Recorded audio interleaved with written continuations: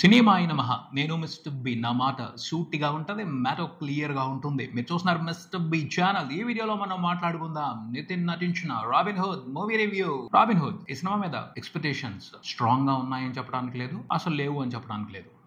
ఉన్నాయంటే ఉన్నాయి అంతే. నితిన్ కి మంచి పాపులారిటీ ఉంది తెలుగు స్టేట్స్ లో, కానీ ఈ మధ్యన వరుస ఫ్లాపులు పడటం మూలంగా కొంచెం అతని మీద నమ్మకాన్ని కోల్పోయినట్టున్నారు ప్రేక్షకులు. కానీ సినిమా బాగుంది అన్న టాక్ వచ్చిందంటే మాత్రం వస్తారు, నితిన్ ని చూడటానికి వస్తారు థియేటర్స్ కి. నితిన్ కి మంచి ఎంకరేజ్మెంట్ ఇస్తారు. సో రాబిన్ హుడ్ మూవీకి పాజిటివ్ టాక్ చాలా కీలకం. మరి ఏంటి ఈ సినిమా టాక్ మాట్లాడుకుందాం మన సమీక్షలో. సినిమా కథ విషయానికి వస్తే సింపుల్ గా చెప్పాలి అంటే ఈ సినిమా స్టోరీ పాయింట్ గంజాయి లంకలో రావణుడి ఆట కట్టించిన రామ్ అనబడే రాబిన్ హుడ్. ఆ మనిషి, అతని మనస్తత్వం, అతను చేసే పనులు కంప్లీట్ గా కృష్ణుడి తరహాలో ఉంటాయి. మనం సరిగ్గా గుర్తించట్లేదు కానీ Telugu cinema formula commercial hero ఒక రకంగా శ్రీకృష్ణుడి అవతారమే అని చెప్పొచ్చు. శ్రీకృష్ణుడి అడ్వాన్స్డ్ వెర్షన్ మన కమర్షియల్ హీరో. తిమ్మిని బమ్మిని చేస్తాడు, అడ్డొచ్చిన వాళ్ళందరినీ, అవసరమైన వాళ్ళందరినీ వాడి పారేస్తాడు. ఎవరిని కావాలంటే వాళ్ళని, క్యారెక్టర్ ఆర్టిస్టుల్ని, విలన్స్ ని, కామెడియన్స్ ని, హీరోయిన్ ని అందరినీ బఫూన్లు చేసేసి ఇంకా కావాలంటే ఏదైనా చేసేస్తాడు. ఫైనల్ గా ధర్మాన్ని రక్షిస్తాడు, ధర్మ సంస్థాపన చేస్తాడు. అదో రకమైన సూపర్ హీరోయిజం. తెలుగు సినిమాల్లో మాత్రమే ప్రత్యేకంగా ఉండే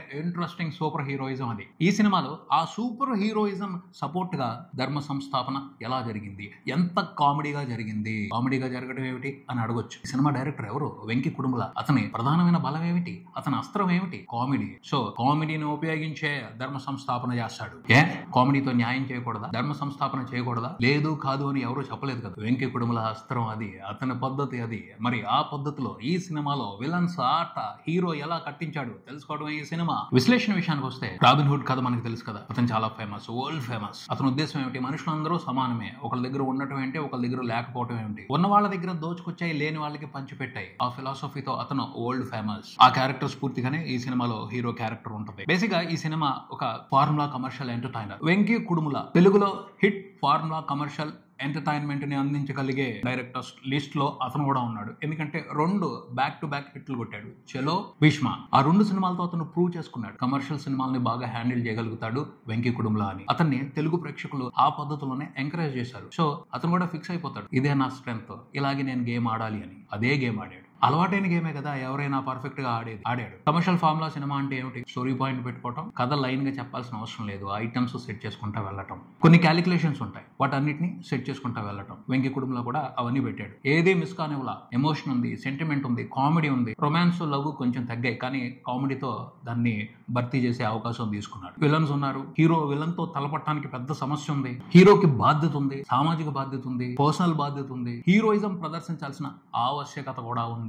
వాటన్నిటిని పర్ఫెక్ట్ గా క్యాలిక్యులేషన్ ప్రకారం బ్యాలెన్స్ చేశారు వెంకీ కుడుముల అని చెప్పాలి. బేసిక్ అయితే Venky Kudumula strength comedy. Jokes రాస్తాడు, వన్ లైనర్స్ రాస్తాడు, పంచ్ డైలాగులు రాస్తాడు, ప్రాస డైలాగులు రాస్తాడు. ఉన్నాయి అదిరిపోటుగా, ఎక్స్ట్రాడినరీగా. ఇంతకు ముందుల వినని విధంగా అయితే లేవు, కానీ ఎంటర్టైన్ అయ్యేట్టుగా ఉన్నాయి, టైం పాస్ అయిపోయేట్టుగా ఉన్నాయి. కామెడీ అంతా కూడా సినిమాలో నడిచిపోయేట్టుంది. అంటే జబర్దస్త్ షో చూస్తున్నప్పుడు ఒక స్కిట్ స్టార్ట్ అయిపోయిన తర్వాత ఆ స్కిట్ లో అన్ని టాప్ పేలిపోయే డైలాగులే రావు. ఒక డైలాగ్ పేలుద్ది, ఆ తర్వాత ఒక 4-5 చచ్చు జోకులు పడినా సరే మనం వెయిట్ చేస్తాం, ఇంకొక మంచి జోక్ వస్తుంది అని. అలా ఆ ఎపిసోడ్ కంప్లీట్ అయిపోద్ది. అదే మాదిరి ఈ సినిమాలో కూడా అక్కడక్కడ మంచి జోకులు పేలుతా ఉంటాయి, కొన్ని జోకుల్ని క్షమించేస్తా ఉంటాం, కొన్ని జోకులతో సర్దుకుపోతా ఉంటాం. అలా టైం పాస్ అయిపోద్ది. అలాంటి కామెడీ అయితే గ్యారంటీగా ఉంది ఈ సినిమాలో. అది కూడా ఒక ఆర్టే, మేనేజ్ చేయడం కూడా ఆర్టే. పర్ఫెక్ట్ గా ప్రతి సీన్ ని ఎక్స్ట్రాడినరీగా రాసుకుంటూ వెళ్ళటం కష్టం. అక్కడక్కడ ఇంట్రెస్టింగ్ జోకులు వేస్తూ మిగతా టైం ని మేనేజ్ చేసుకుంటూ వెళ్ళటం కూడా మంచి మేనేజ్మెంటే.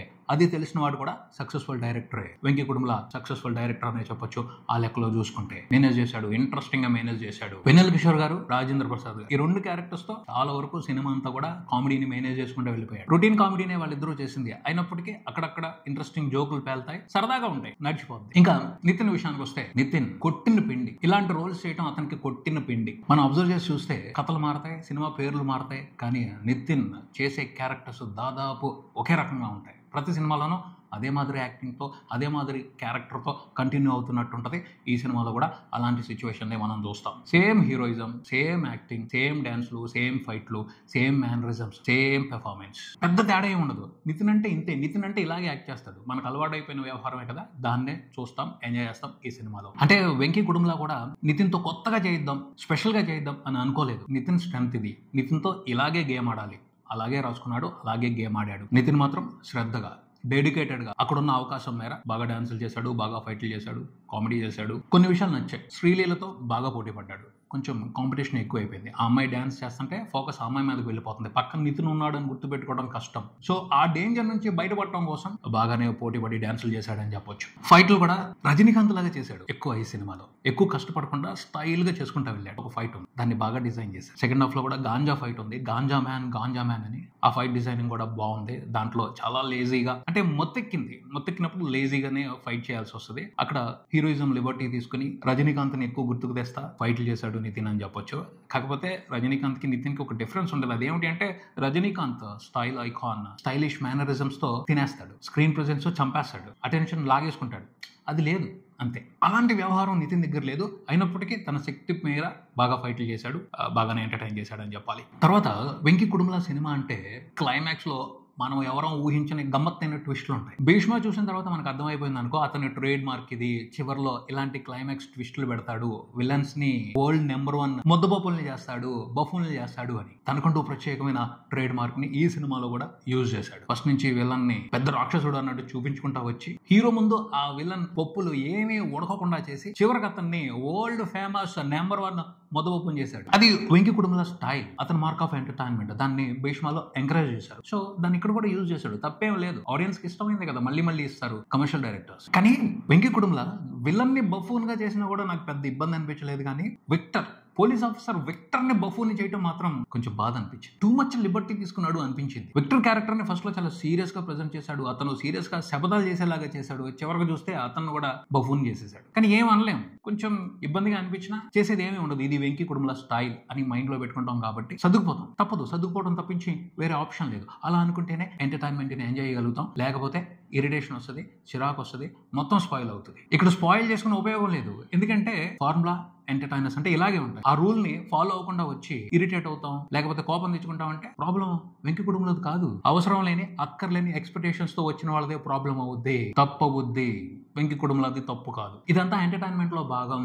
లాజికల్ పట్టించుకోకూడదు. అసలు ఈ ప్రపంచమే ఇల్లాజికల్ ప్రపంచం. అందుకనే ఇంగ్లాండ్ ఈతో స్టార్ట్ అవుద్ది, ఇండియా ఐతో స్టార్ట్ అవుద్ది. ఇలాంటి రూల్స్ పెట్టుకోవాలి, అమాయకులు అయిపోవాలి, ఎంజాయ్ చేయాలి. అది మన కమర్షియల్ సినిమాలు, ఫార్ములా సినిమాలు మనకి ఎప్పటికీ నేర్పించేది, ఎప్పటికీ నేర్పిస్తూనే ఉండేది. కమర్షియల్ సినిమా అంటేనే సరదా, ఇల్లాజిక్ అంతే, ఎక్కువ ఆర్గ్యూ చేయకూడదు. శ్రీలీల కూడా పాత్ర పరంగా చూసుకుంటే పెద్ద ముద్దపప్పు ఈ సినిమాలో. కామెడీ పండాలి కదా, సో ఆ క్యారెక్టర్ కూడా ఒక క్వాలిటీ ముద్దపప్పు చేసి పక్కన పెట్టారు. కానీ పాటల్లో మాత్రం షైన్ అవుతుంది, డాన్స్ లో ఇరక్కొట్టేస్తుంది. అవకాశం కుదిరిందంటే మాత్రం రెచ్చిపోయి డాన్స్ ఆడేస్తుంది. డాన్స్ తో మాత్రం అటెన్షన్ పట్టేసుకుంటుంది. కానీ ఇక్కడ ఒక మిస్టేక్ జరిగింది. ఆ మిస్టేక్ మూలంగానే ఈ సినిమాలో మిస్కాలిక్యులేషన్ కూడా జరిగింది అని చెప్పొచ్చు. అది సరిగ్గా ఉన్నట్టయితే వేరే రకంగా ఉండేది, వేరే రకంగా రెచ్చిపోయి ఉండేది. శ్రీలీల ఖచ్చితంగా చాలా మంది ఆడియన్స్ ని పుల్ చేసి పారేసేది థియేటర్స్ కి. అన్ని పర్ఫెక్ట్ గా క్యాలిక్యులేషన్ ప్రకారం పెట్టాడు, కానీ వెంకీ కుడుముల ఆ ఒక్క విషయాన్ని మాత్రం పట్టించుకోలేదు. దాని మూలంగానే ఈ సినిమాకి కొంత డ్యామేజ్ జరిగే అవకాశం కనపడుతుంది. తెలుగు కమర్షియల్ సినిమా అంటే స్టోరీ ఫ్లో ఎలా ఉంది, నేరేషన్ గ్రిప్పింగ్ గా ఉందా లేదా, ఇలాంటివి ఎవరూ పట్టించుకోరు. ఐటమ్స్ ఎలా ఉన్నాయి, ఆ ఐటమ్స్ సరిగ్గా వర్కౌట్ అయినాయా లేదా, ఇదే పట్టించుకుంటారు. ఫస్ట్ హాఫ్ లో ఎలా ఐటమ్స్ వర్కౌట్ అయ్యాయి, సెకండ్ హాఫ్ లో ఎలా ఐటమ్స్ వర్కౌట్ అయ్యాయి, ఇవే క్యాలిక్యులేట్ చేస్తారు. వర్కౌట్ అయిన దాన్ని బట్టి సినిమా సక్సెస్ డిసైడ్ అవుద్ది. రాబిన్ హుడ్ సినిమాలో చూసుకుంటే ఫస్ట్ హాఫ్ లో కొంతవరకు ఐటమ్స్ ఇంట్రెస్టింగ్ గా వర్కౌట్ అయ్యాయి అని చెప్పొచ్చు. సెకండ్ హాఫ్ లో కూడా కొన్ని వర్కౌట్ అయ్యాయి, కాకపోతే తక్కువ వర్కౌట్ అయ్యాయి. ఎందుకంటే సెకండ్ హాఫ్ లో రొటీన్ స్టఫ్ ఎక్కువ అయిపోయింది, ప్రిడిక్టబిలిటీ ఎక్కువ అయిపోయింది, సర్ప్రైజులు తగ్గిపోయాయి, ఎక్సైట్మెంట్ తగ్గింది. దాని మూలంగా చాలా ఐటమ్స్ ఫేడ్ అవుట్ అయిపోయాయి. అంత ఎక్కువ ఎంటర్టైన్మెంట్ ఇవ్వలేదు అని చెప్పాలి. కానీ ఒక మిస్టేక్ మాత్రం ఉంది. కంప్లీట్ ఫార్ములాలో ఆ మిస్టేక్ ఎందుకు చేశాడు వెంకీ కుడుముల అని ఆశ్చర్యం అనిపించింది. దాన్ని కూడా పర్ఫెక్ట్ గా సెట్ చేసి ఉన్నట్టయితే ఖచ్చితంగా సినిమా సేల్ అయిపోయి ఉండేది, ఎవరో ఆపి ఉండేవాళ్ళు కాదు. చెలో మూవీలో, భీష్మ మూవీలో ఆ ఎలిమెంట్స్ పర్ఫెక్ట్ గా ఉన్నాయి కాబట్టి ఆ రెండు సినిమాలు బ్లాక్ బాస్టర్స్ అయ్యాయి, ఎవరో ఆపలేకపోయారు. మిస్టేక్లు ఉన్నా, లాజిక్ లేకపోయినా ఆ ఎలిమెంట్ కలిసి వచ్చింది ఆ రెండు సినిమాలకి, అందుకనే సూపర్ హిట్లు అయ్యాయి. కానీ ఈ సినిమాలో ఆ ఎలిమెంట్స్ కు సంబంధించి నిర్లక్ష్యానికి వెళ్ళినట్టున్నాడు వెంకీ కుడుముల. అది దెబ్బ కొట్టే అవకాశమే కనబడుతుంది. అవేమిటి అంటే ఇంట్రెస్టింగ్ గా ఆడియన్స్ లోకి వెళ్ళి ఆడియన్స్ ని బాగా ఉర్రూతలూగించేసిన పాటలు 2 పడున్నట్టయితే ఖచ్చితంగా ఈ సినిమా సేల్ అయిపోయేది. మిగతా ఎలిమెంట్స్ అన్ని ఆ పాటలు హెల్ప్ తీసుకుని వర్కౌట్ అయిపోయేవి, సేల్ అయిపోయేది సినిమా, ఎవరో ఆపేవాళ్ళు కాదు. జీవి ప్రకాష్ కుమార్ ని సరిగ్గా ఉపయోగించుకోలేదు వెంకీ కుడుముల. మణి శర్మ గారు అబ్బాయిని పట్టుకోవాల్సింది అతను బాగా ఇచ్చాడు. 2 సినిమాలకి మంచి బ్లాక్ బాస్టర్ సాంగ్స్ ఇచ్చాడు. అతన్నే ఈ సినిమా కూడా కంటిన్యూ చేయాల్సింది. జీవి ప్రకాష్ కుమార్ సరిపోలా, సాంగ్లు సరిపోలా, బీజిఎం సరిపోలా, యావరేజ్ గా అనిపించింది. మంచి బీట్ ఉన్న మా సాంగ్ ఒకటి, ఇంట్రెస్టింగ్ రొమాంటిక్ సాంగ్ అయినా పర్వాలేదు, లేకపోతే మంచి మెలోడీ అయినా పర్లేదు, ఒకటి పడున్నట్టయితే సీజన్ లో వర్కౌట్ అయిపోయేది, సేల్ అయిపోయేది, హిట్ అయిపోయేది. ఆ మిస్టేక్ జరిగింది. Bad luck, Nithiin bad luck, Venky కుటుంబంలో బ్యాడ్ లక్ అని అనిపించింది. సో ఆ క్యాలిక్యులేషన్ మూలంగానే సినిమా కంప్లీట్ అయిపోయేప్పటికి కంప్లీట్ సాటిస్ఫాక్షన్ ఉండదు. ఓకే పర్వాలేదులే అనిపిస్తుంది. అంతే, ఈ సినిమా గురించి అంతకు మించి చెప్పడానికి ఏమీ లేదు. మరో వీడియోతో మళ్ళీ కలుద్దాం. ఈ వీడియో మీకు నచ్చితే లైక్ చేయండి, మీ ఫ్రెండ్స్ తో షేర్ చేసుకోండి, మీ అభిప్రాయాన్ని కామెంట్ చేయండి, ఈ ఛానల్ ని సబ్స్క్రైబ్ చేయండి. నేను mister big, keep watching mister B channel. Thank you.